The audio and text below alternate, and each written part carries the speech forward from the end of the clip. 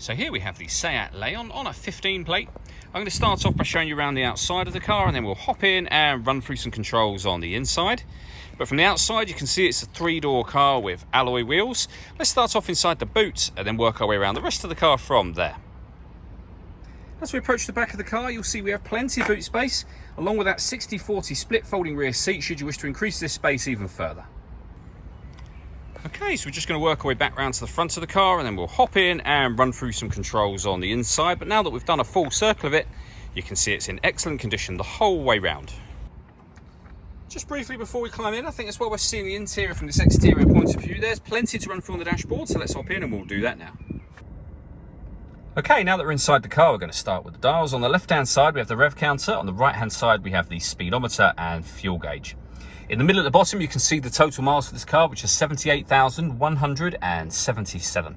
Above that, we have a digital readout for the speedometer. You can change the information that's displayed there from various different menus. So you've got navigation, as you can see, audio, your phone, vehicle status, and then back to where we started, which is driving data. Within every menu, you can then scroll through for any of the pieces of information you see here. So you can have, for example, the range of fuel displayed there instead of the speedo, should you wish to have that. That information is all changeable via these buttons just here. We have voice activation for the phone over that side, and on the left hand side, stereo and further phone controls. Just behind the steering wheel, we have cruise control on this stalk just here, and in the center, the touch screen for the car. So you can access any of these things you see here, or you can use the buttons down the left and right hand side as well. And if you'd rather, you can use this dial. So plenty of ways of going through the various different menus shown. So for example, navigation you can access like that, or via the touchscreen. Really nice, clear color system, very, very easy to use. We can go to our music. So our radio, first of all, you'll see this car has got DAB, FM and AM radio. If you want to listen to your own music, you can do. There's plenty of ways of doing that as well. And they are on the screen now, as you can see. And they include Bluetooth audio. So you can stream your music wirelessly, as well as making and receiving phone calls once you've paired the phone, of course.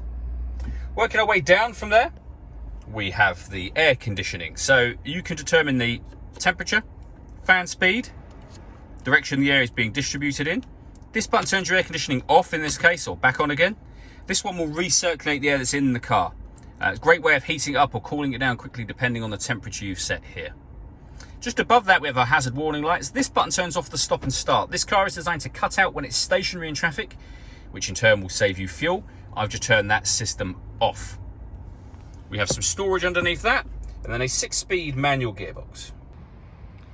All that leaves me to say is thank you for taking the time to watch this video. If you'd like to come and see the car in person and have a test drive, please feel free to give us a call here at Glenbourne's. We'd love to hear from you.